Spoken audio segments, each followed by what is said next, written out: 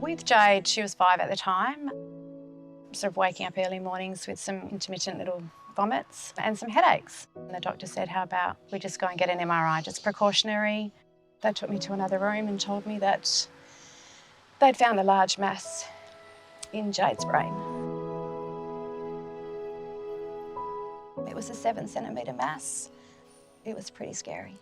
They sent Jade's tumour to Germany for analysis, but when we were told it was ATRT, I knew we had to fight. It's a rare and aggressive form of brain cancer. There's not a lot of hope for children with ATRT. So we were aware of the journey ahead.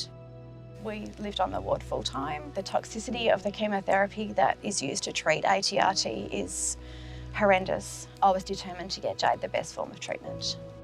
When the oncologist put out her treatment protocol, proton was in there.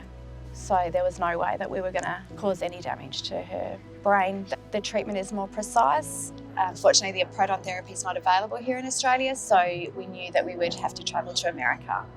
The whole scenario of just getting her to the proton treatment was just horrendous. The jet lag, 4 flights, we'd lost I don't know how many days to get there. But every day was just treatment, treatment, treatment. So when we're in America, we could sort of see her coming back, but we could also see other issues going on, which was hard. She was a very active, outgoing, crazy girl prior to any of this. The proton therapy is the best option for what we were dealing with.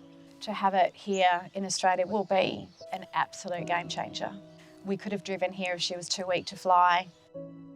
Jade is amazing. It's back to her crazy, lovable self. She has an MRI every 3 months, and that is the hardest thing still that we have to do, because every scan, our life can change again. Who is Jade? She loves art and craft. She's an inspiration to everyone who knows her and who's met her and has heard her story. Some of these treatments, the drugs they're using are over 40, 50 years old. Cancer it's horrible. I've met children who've lost their battle. The centre here will be a game changer.